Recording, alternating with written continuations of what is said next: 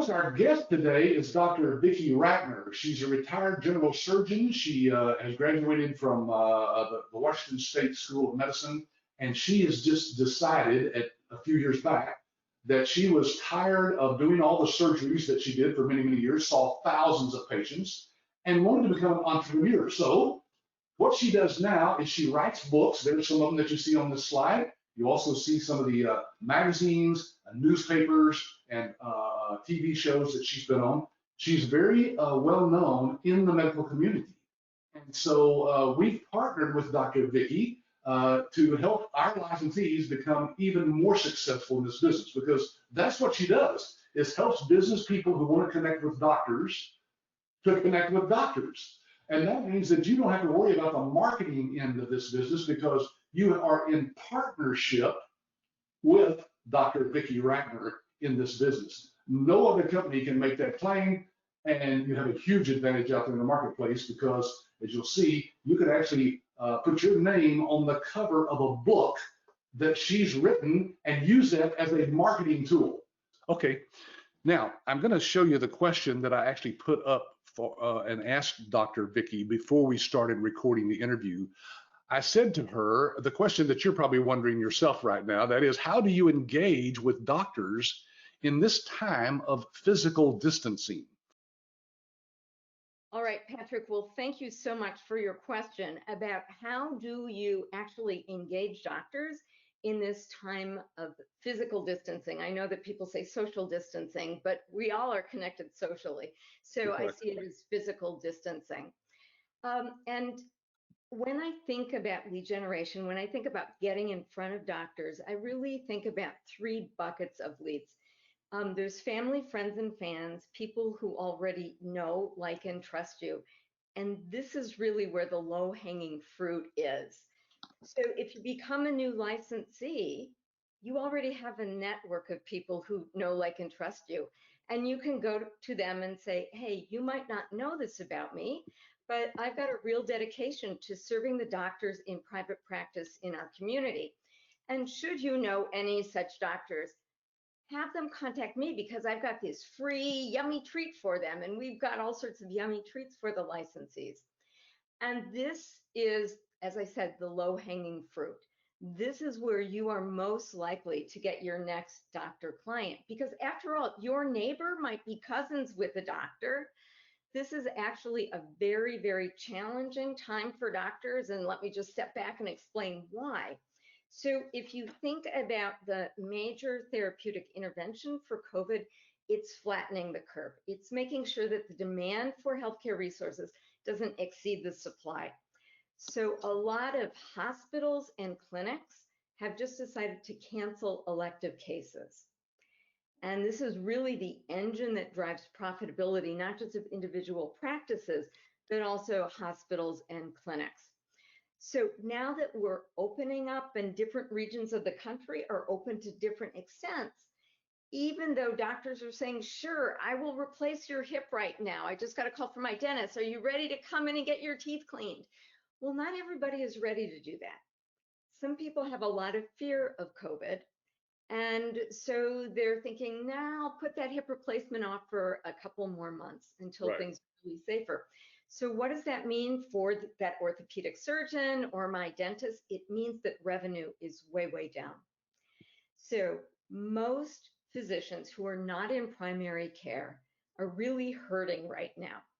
You know, their income might be, 40 to 60% of what it used to be. It will come back up once patients have that confidence, but it's painful to be earning 40 to 60% of what you're used to earning. So now imagine that you have a friend and you know that this friend is struggling. Well, you want to help, right? So if you go to your network of family, friends, and fans and just say, look, I am here helping these doctors, of course, this is a natural way for word to get passed around. So this is a core bucket of leads. Any thoughts about that, Patrick? Are you having licensees who have success with that? Yes, in fact, I just interviewed a licensee about a month ago His name is Dan Elliott, and of course, all of our interviews are out there on our YouTube channel. But this guy is amazing. He just went through training in the last part of last year. Uh, just got started marketing in February, and then of course the whole COVID thing hit in late March. So he decided that what he was going to do is just use some of our books that we have written together and that you've written to be able to go out and educate the doctors, because we teach and you teach me about content marketing and how important that is, that you not just try to sell your product or service, but you try to educate the doctor. And so these books are terrific for that. He took the new Thriving Medical Practice that you and I wrote together, and he actually just mailed it out to 3 doctors that he had targeted there in his area, close by, and he wrote a personal note inside that said, "Hey, I've highlighted some passages here. Take a look at this book and let me know if there's anything you think I can help you with." That's basically it. And sent that out to 3 doctors in his area. Dr. Vicki, all 3 of those doctors called him up. Now, I don't know if they just didn't have anything better to do right now than to read through a book uh, or what. But anyway, they all said, "Yeah, hey, I got your book in the mail."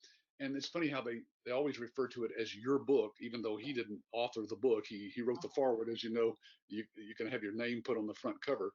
But he said, "Yeah, so what can I do to help you?" He said, and all 3 of them said, "Well, can we meet?"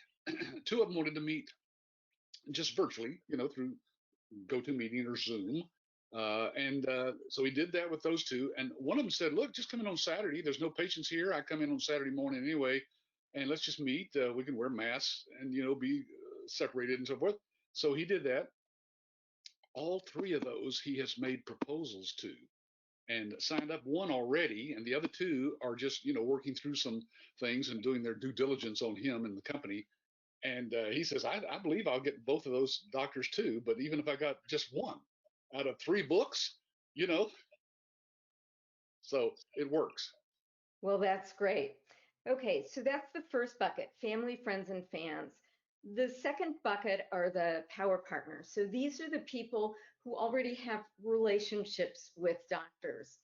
And this can be very, very powerful. So let me just give you a couple of examples. The first is financial advisors who help doctors get to the freedom to do what they want to do when they want to do it. So doctors have very, very tight relationships with these financial advisors.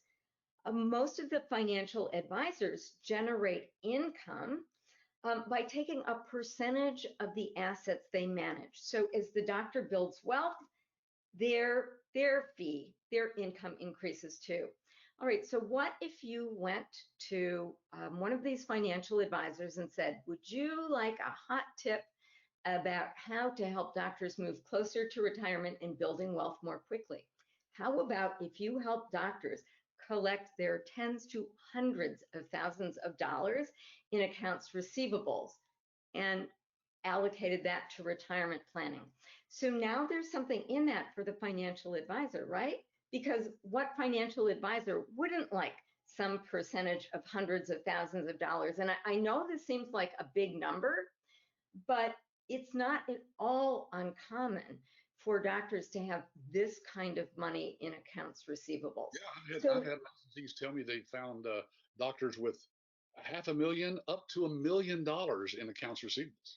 Right, exactly. So this is kind of a natural partner. So by building a relationship with a single financial advisor, maybe the average financial advisor has 50 doctor clients, they could potentially put you and your message in front of their list of 50. So this is very high leverage. So again, you can use some of the same tools and tactics to get your message in front of people. Another example of a power partner might be the executive director of a medical association. So I'm a fellow of the American College of Surgeons because I'm a surgeon by training. And they've really stepped up and offered leadership in the COVID world. They have this practice protection committee. So they've got this committee that do nothing except help surgeons successfully navigate the COVID world. There's a lot of information about how to manage money because, after all, if you're making 40 to 60% of what you used to make, things are tough. Well, anyway, they're very, very proactive about helping doctors get through this period. And I think that you can see that helping a doctor create a thriving practice that's actually collecting what they're owed, getting more best fit patients is a win all around. So by building a relationship with just one person, you could potentially get in front of many, many doctors. So imagine this for a minute. Imagine if you built a relationship with the executive director of an association and said, hey, would you like to send out the book, The New Thriving Medical Practice, to your entire list, right? For the cost of a telephone call, you could potentially get this book that just won this licensee, probably 3 new doctor clients. You could potentially get that book in front of hundreds, thousands of doctors. So, having these kinds of tools is really, really helpful. So that's bucket number 2 of leads. Bucket number 3 of leads are the doctor information seekers. So these are doctors out on the internet looking for answers to their questions. So I will tell you that there are lots and lots of doctors on Facebook and LinkedIn.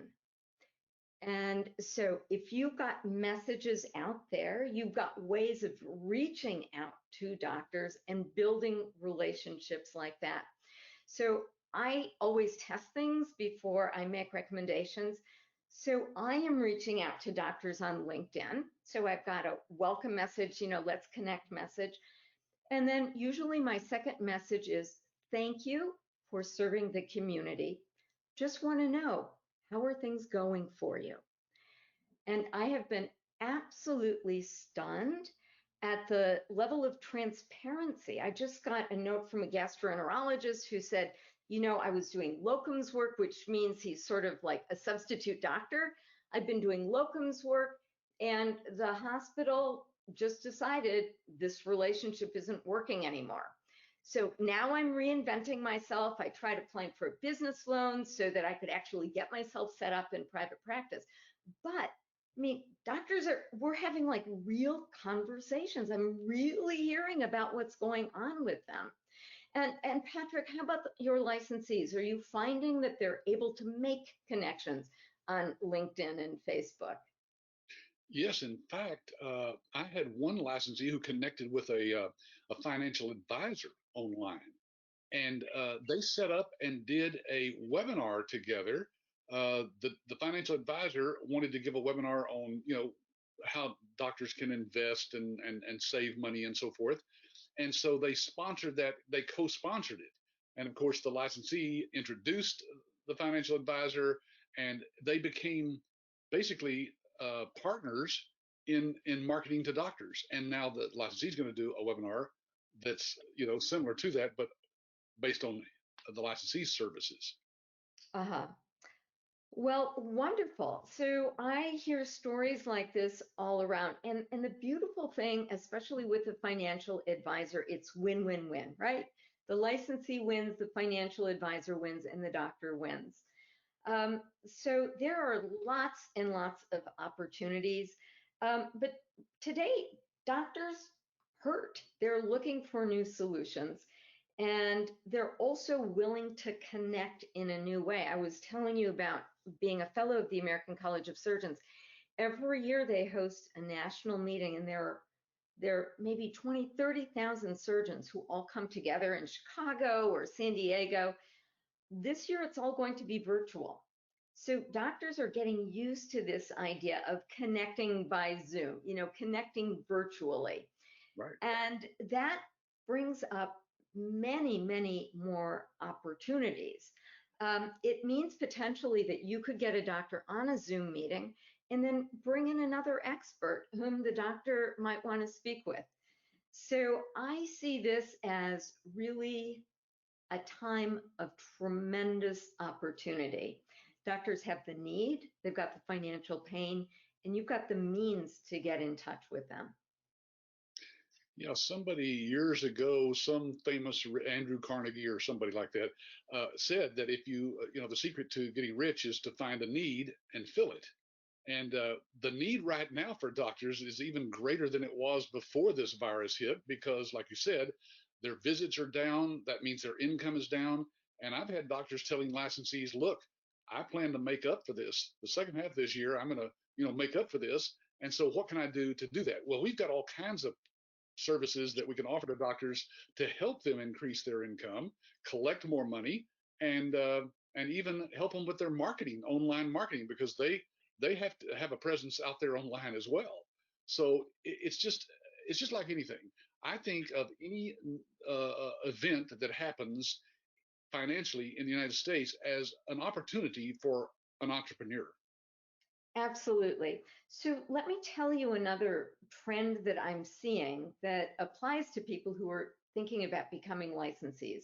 So I've already told you that these elective cases are the engines that drive profitability of practices and organizations. In April, the Mayo Clinic, which is the single largest employer in the state of Minnesota, projected a $3 billion loss for 2020. And they responded to that with across the board pay cuts and furloughs. Well, never ever did doctors imagine that their contract with a hospital could be terminated or they would be asked to take a pay cut. One of the premier hospitals in the United States is losing about $1 million a day, and they decided not to fund their retirement. Okay, a lot of doctors have made the choice to, go and work for organizations because of the job security and because of the work-life balance, which is not there anymore. So what we're seeing is this trend of physicians who are either going to, for the first time, or returning to private practice. And most physicians are clever enough to know that if they're going to make that transition, they want to get things set up right. They need to work with the experts. So there is a lot of opportunity here with doctors who are just diving into private practice here. Yeah, that question, we've been asked that question for the last 3 or 4 years, when hospitals started hiring doctors and doctors were shutting down their private practice so they could just go get a job, with a hospital. Uh, and then even before this thing that's happening right now, and hospitals letting doctors go, the doctors were actually, some of them quitting. And after their 2-year contract was up for the hospital, they would just basically go back into private practice because let's face it, they're just like anybody else. Any entrepreneur doesn't want to work for somebody else and be told exactly what to do, how many patients to see, and so forth. They want to run their own practice. And so some of them were starting up even before this happened, but now they're being forced to because that's all they know. And when the hospital lets them go, they go, okay, I'll just crank back up into private practice, or maybe they've never been in private practice. And we're finding that licensees are being called by doctors saying, I've seen your card campaign that you were sending to me, or the book that you sent to me, and I need some help. What can you do to help me get this thing going? And so it's just booming right now for our licensees. I've never seen anything like this. And it's almost like I'm hoping this virus stays around another couple of years. No, I'm just kidding. But Well, it's good for this business, this industry. Well, let's face it, as long as there's human beings and they get sick, they go to the doctor. The doctor's got to get paid. Somebody has to bill somebody for the doctor to get paid for that. Absolutely. And what we also know is that, while people might be postponing procedures, like I'm not going to give up getting my teeth cleaned. I'm always going to go in. It might be a couple of weeks before I finally feel comfortable, but I'm going to do it. And so unlike other industries, like, owning a restaurant, doctors will return back to a new normal. Doctors are never going to be outsourced to India or wherever. We're always going to need them. And this time when people have pain, it's really a time when you can be there delivering value. So Patrick, I absolutely agree with you. I think that this is the perfect time to be jumping in and becoming a licensee. Yeah, we have people all the time that contact us here at the office, and they'll ask us, they'll say, well, look, I'm looking at several different franchises and business opportunities out there. Why should I pick this one? Well, first of all, you're looking to work from home. It doesn't get any better than this, Dr. Vicki. With our cloud-based system, they can work from anywhere, literally. As long as they've got an internet connection, they are in business because ours is totally cloud-based. There's nothing that loads onto your computer. You don't store any patient data on your computer. It's just ideal for that. So we've got licensees who've been with us for 12, 15 years that are still working from home, even though they've built a fairly good sized business. They just hire people who work from their homes and they can manage everything online. So it's just ideal. I even had a licensee couple one time. This has been several years back, but they had an RV and they literally drove down the road doing medical billing for doctors. The wife was in the back doing the billing. The husband's driving this thing down the road. They had a satellite connection on top, and they could get phone service, of course, and everything they needed right there. So it's just the ideal home business. Well, people right now are working from home. A lot of people, they were forced to by their companies. Now they're thinking, I kind of like this. Why wouldn't I want to do this, going forward, but be my own boss? Right.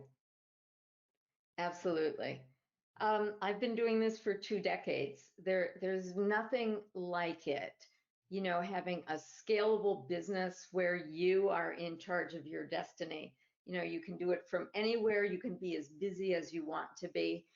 Um, I've invested in a number of businesses. I'm a serial entrepreneur, and some have been great businesses. And, I've learned painful lessons from some of them. And so before I jump in, I always want to know a couple of things. One, is there a market? I'm not sure that this is a great time to be opening a Subway sandwich franchise, but No. doctors are always going to be there. Second, is there a proven path to success? And with the training, you've got methodologies, you've got marketing campaigns that work.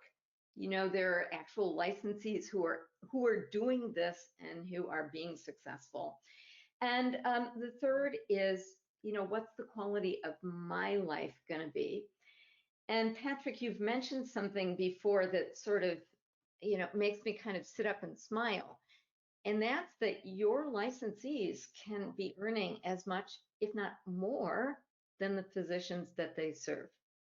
So this is a very, very high leverage business. A doctor exchanges their time for money. But if you do this in a smart way, you can scale this, right? And so the sky is really the limit. Yeah, I interviewed a licensee couple just a while back that literally said on the webinar that they had reached a seven-figure revenue. Now, that doesn't mean they're pocketing $1 million, but they were bringing in $1 million in revenue. Well, they had expenses, of course, because they had grown to the point where they had, 6 or 7 people working for them. And so after they figured everything, though, they're still probably netting a good portion of that because it's really all labor. There's not any cost of the product. So yeah, in fact, I've argued with the people here in our office as to whether our license fee is too low. Now, I know some people on a webinar like this, they didn't dream that they were going to look at something that might cost them almost $30,000. But for a business nowadays, that's pennies. A Subway will cost you $100,000 to open, and you might make $40,000 to $50,000 a year with a Subway sandwich shop. Well, our licensees can make that with a handful of doctors, literally. So yes, the potential here is just tremendous. Now, let me just ask this, Dr. Vicki, because some of the folks on this webinar probably appreciate the fact that you are a doctor, but they don't really know your story.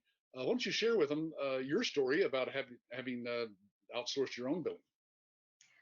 All right. Well, I'm just going to start a little earlier, if I may, Patrick. So Yeah. I was actually in a graduate program when I had a surgical emergency. I had internal bleeding, and by the time the surgeons got into me, about half of my blood volume was in my pelvis. So I sort of thought this is the end. And I was just so grateful to wake up. I knew I was going to be a doctor, save other people's lives like my own had been saved. Not surprisingly, I became a surgeon. And look, I'm not a good employee, right? I'm one of those people who wants to be my own boss. So I knew I was going to go into private practice. So I joined another surgeon who had been a solo private practitioner for ages, for forever. And he was slowing down, so we wanted to bring somebody else in so that he could share call and things like that. It was a great opportunity for me. So he had one employee who did pretty much everything except, as she said, operate. So she did the scheduling, the billing, she did it all. Well, so I joined the practice and I started asking questions about like, how does this billing stuff work? Like, how do I get paid? And how long does it take to get paid? And I wasn't there too long before she handed in her notice. Um, my Hmm. partner's wife said, well, you guys need to send bills. I mean, how hard can this be? Why don't I take some time from my tennis game and just do your billing? And like within days, she had decided, you know what? This is like specialized work. You guys need to hire somebody else. Right. So we wanted to find the right person. We brought a temp in and she was great. I mean, we loved her. The patients loved her. She used to go out to the waiting room and help the little old ladies fill out their paperwork. Um, and then he hired somebody else. But in the meanwhile, things just kind of fell apart. We actually, instead of taking money out of the practice, we had to make an owner investment to pay our quarterly taxes. So that was a problem. In addition, we got this call from the temp agency, and they said, you know, we're a little embarrassed to tell you this, but you know, that temp that we sent to you, it turns out that she's a convicted Medicare felon. So, you know, this Wow. this woman, you know, helping these little old ladies, she probably like stole their social security number. It was terrible. Well, around this time, I was invited to become part of a multidisciplinary breast cancer team. I was primarily a breast surgeon. So I decided to move out on my own and just start my own practice. And one thing I knew with absolute certainty is that I needed to be able to regularly like take money home to pay my mortgage and buy groceries and things like that. So I knew I did not want to be dependent on somebody who might quit. I wanted to outsource my billing, really get it in the hands of experts who would avoid a lot of the problems that I had experienced on my own. And in retrospect, this is probably the single best decision that I made because my billing person was able to sort of see my practice as a business and figure out how to strategically grow. So I am so grateful for like that whole nightmare experience because it really pointed me on the path to success. And let me tell you one other thing. Okay, so I decided I was going to outsource my billing. What did I do? Well, in the doctor's dining room, I would ask people, hey, do you outsource your billing? Who do you use? Do you like this person? Does this person do a good job?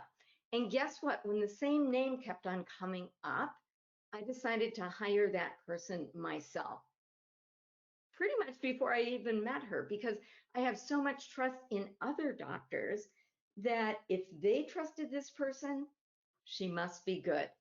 So another great thing about working with doctors is that once you get the first couple of doctors, your name will be passed among other doctors. And so you can achieve what I call escape velocity, right? Instead of doing outgoing marketing, you'll get to some point where you've overcome sort of the gravitational field of not being known or trusted in the community to, you know, the point at which your major marketing effort is answering the phone by a doctor who wants to work with you. Yeah, that happens to our licensees all the time. I can't tell you how many of them have called us up and said, you know, I just got a referral from a doctor. I don't even know who this is. They're in another state, and I just signed them up uh, because, like you said, the doctors know one another. They trust one another. And if you're doing a good job for a doctor in your local area, and that doctor refers you to another doctor, it doesn't matter to that other doctor where you're at. If you're doing the billing for their friend and you've done a good job and they can testify to that, sign me up, send me the paperwork. Absolutely. So the rate at which a licensee's practice grows is usually the rate at which you build trust. And there's a lot of shortcuts to building trust. You know, these books with names, your name on it, really go a long way to establishing expert positioning. And let's face it, if you're working with your first couple doctor clients, you're really going to knock it out of the park, right? You've got to do that. And Right. doctors are going to appreciate that kind of care and attention. And Yeah. doctors share things with other doctors, whether it's good or whether it's bad. So you're getting into a group of buyers who will talk about you, who will help you grow your practice. Yeah, and Dr. Vicki, why don't you address? I'm going to put up on the screen here a copy of the letter that you offer to write, introduction letter for our licensees. Kind of explain why it is that you feel comfortable doing that for our licensees, even though you may not know them personally.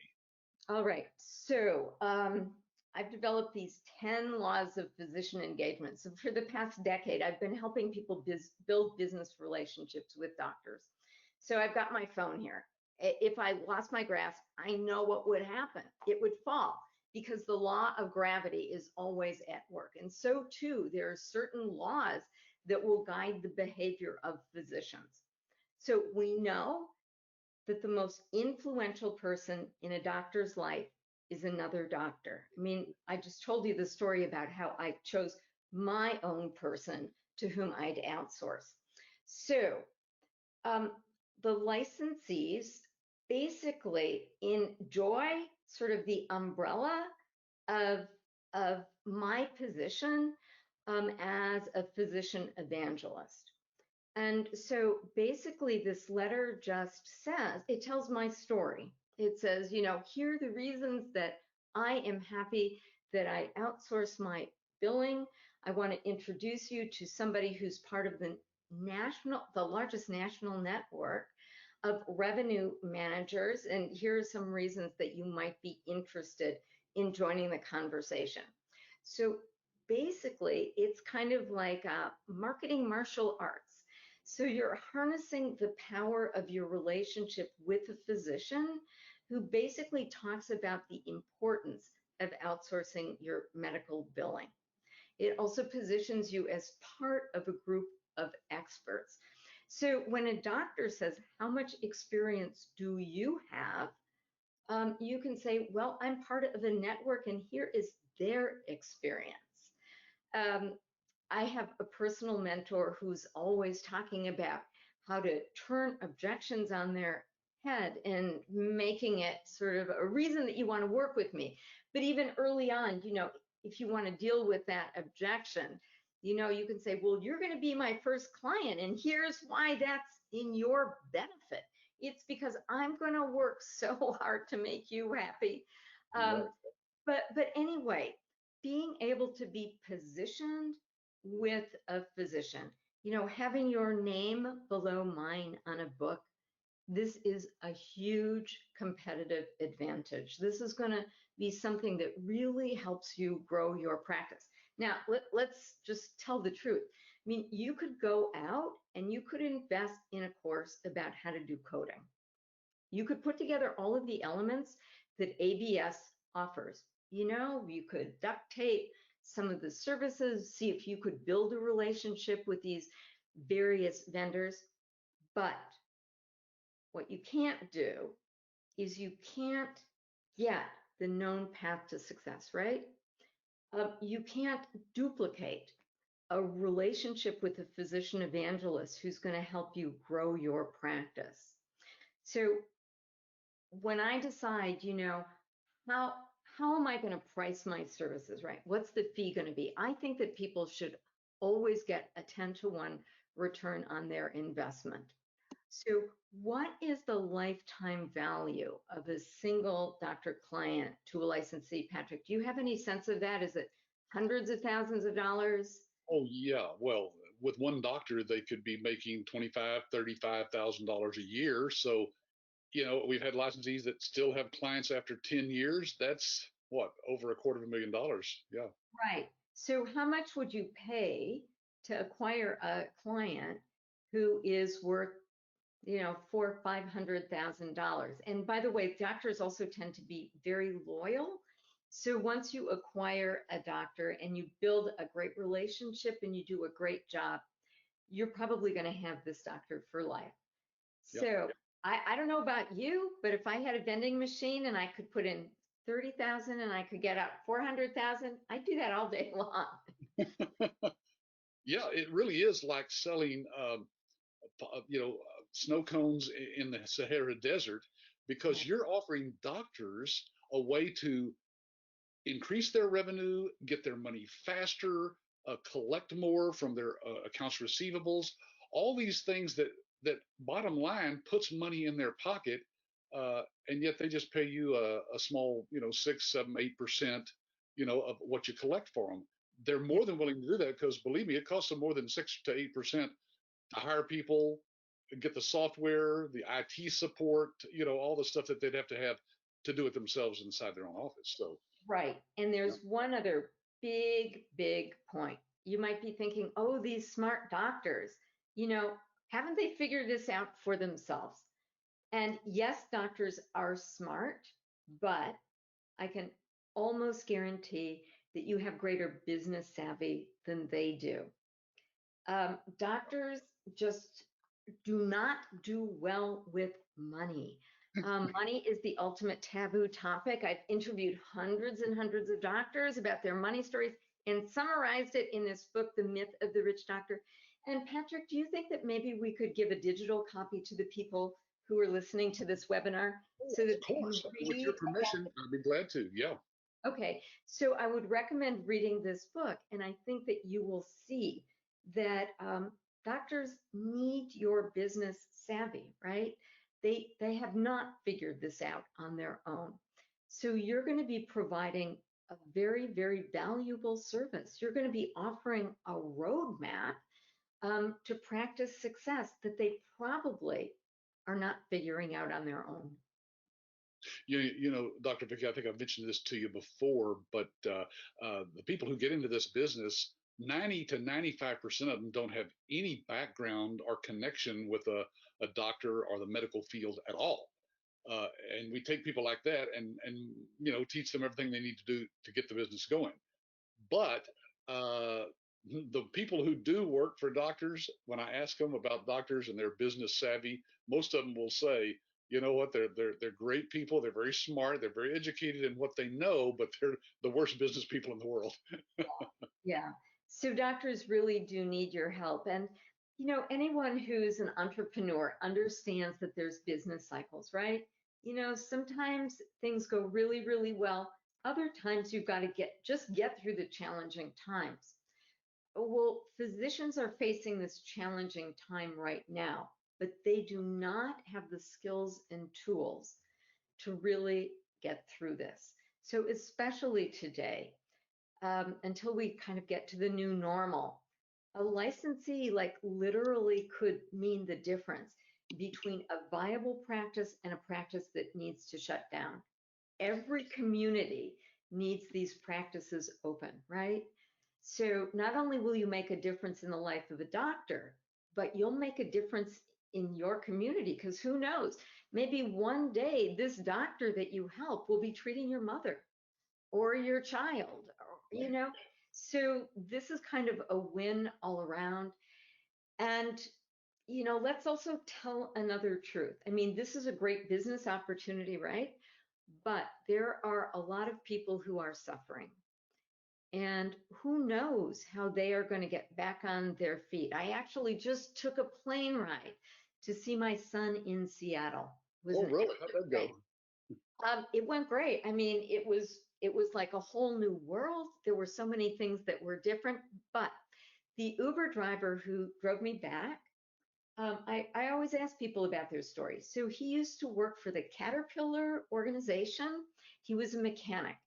And he told me that Caterpillar laid them off because the farmers weren't investing in equipment, because a lot of them sold their crops internationally and none of that was happening anymore. So he really didn't know when he was going to get back to work. He's got 4 kids and now he's an Uber driver. So there are a lot of people who are going to be getting back on their feet. And, helping the people who are already solid, like the doctors, people who work for Zoom, outsourced medical billers, all of these people are going to be involved with sort of a grassroots recovery, right? Because, if you're making a decent living, you can afford to tip really, really well. And I'm always tipping people. I sent the person who does my manicures, I sent her hundreds of dollars when she couldn't see me. So, if you've got doctors with a solid financial foundation, they can be making investments in the community so that the community can recover. Yes. Well, Dr. Vicki, I'm going to wrap up here, but I wanted to mention one other book that you wrote recently. I'll put it up here on the screen. It's 10 Critical Questions for Physicians in Private Practice and the single choice that can help your practice to prosper and grow. And you want to share with them why you came up with this book and what is that single choice that can help them grow? Right. Well, I read this book that made a big impact on me. It's called The One Thing. And it was written by a realtor who had great success in real estate investing. And he said, if you want to be successful, there's usually like 3 to 5 big things on your to-do list. But what you want to do is you want to focus on the one thing that's going to make the biggest difference.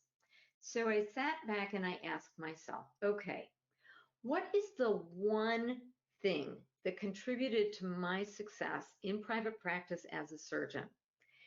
And I bring it all back to outsourcing my billing. Like that was the decision that led to a number of things that supported my success. So in this book, I offer 10 questions that doctors can and should be asking themselves, especially as they pivot. And everyone's pivoting today, right? We're in a new normal. So how can we adapt and change so that we are successful in an environment? So these are 10 questions that doctors in private practice should be asking.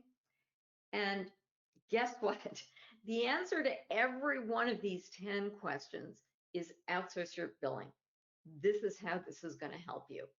So this is a really tremendous marketing tool. It's not a brochure that says, "Doctor, outsource your billing."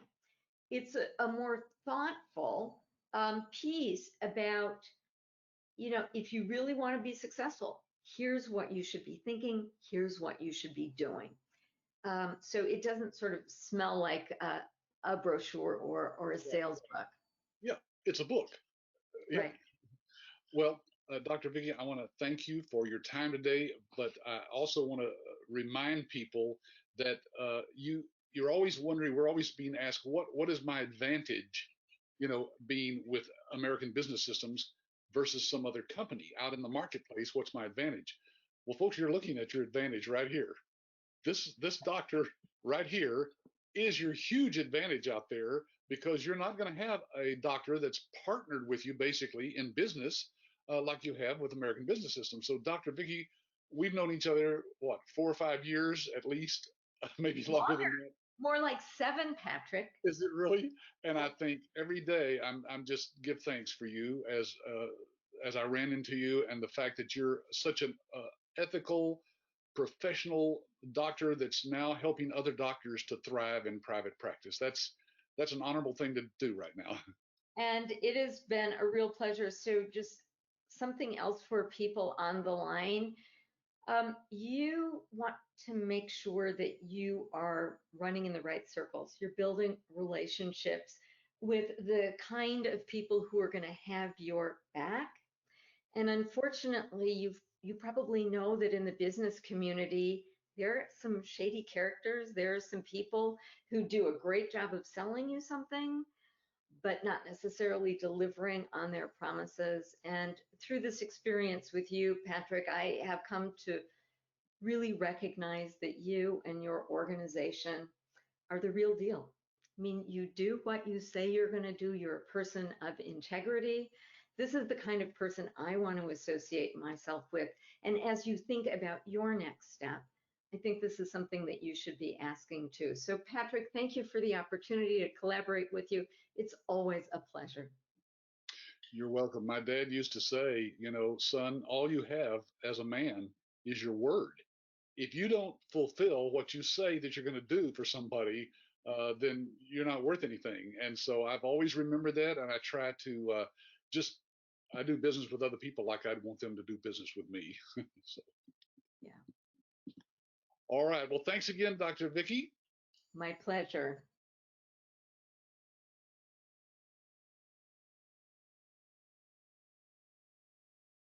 All right. Well, I hope you enjoyed that interview. I answered a lot of questions today. Those of you who didn't think of a question to ask, you can look in the question box and see. I replied to most of them to everyone, and a few of them were private, so I just answered privately to that person.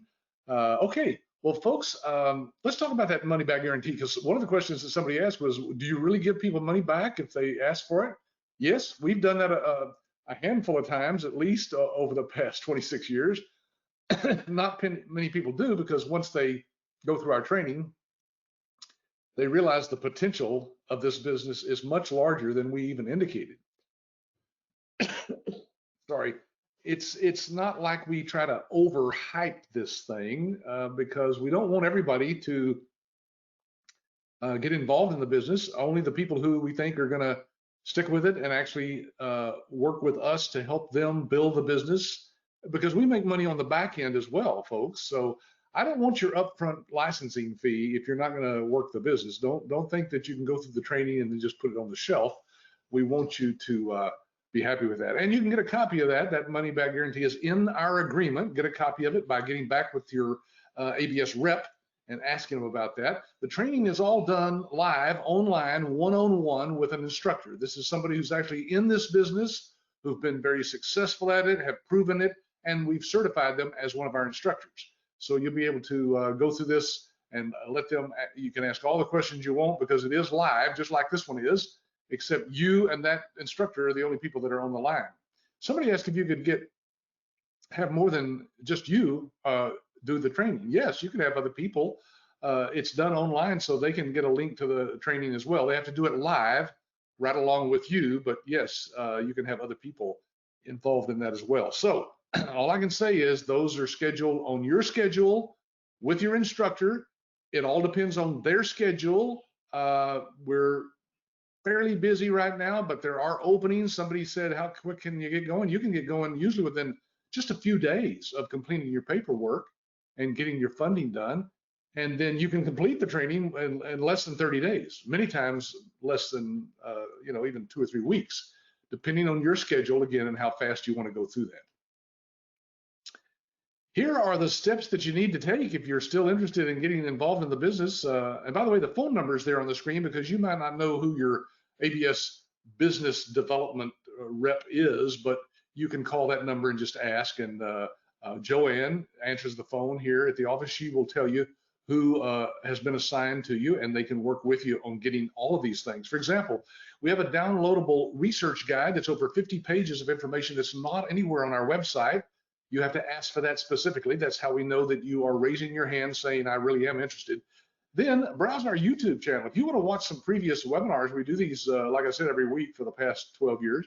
Go to youtube.com/YABS. There it is, right there. And then ask your ABS rep for an owner reference list if you'd like to talk to some of our licensees, people who've graduated, who've started their own business, and who are, being successful at it, making money. You can ask them any questions you want. Better to ask them questions than even us, right? Because they're going to give you, hopefully, the answers that they would want to hear when they were looking into the business themselves. Then ask for a live demo of our iClaim software. By the way, since it doesn't come on a CD, we can't send out a demo disc or anything, but we can give you a live demo one-on-one with you. We'll take the time, usually about 30 minutes, to go through that with you, unless you ask all the questions you want, and you'll see it live, right, as if you were using it yourself across the internet. Then, last but not least, lock in your first online training session. I say lock it in. That means call your rep and say, look, I'm serious about this. I've got my funds, or I'm getting them together, and I'd like to go ahead and lock in my first training session, and they'll work with you on that. So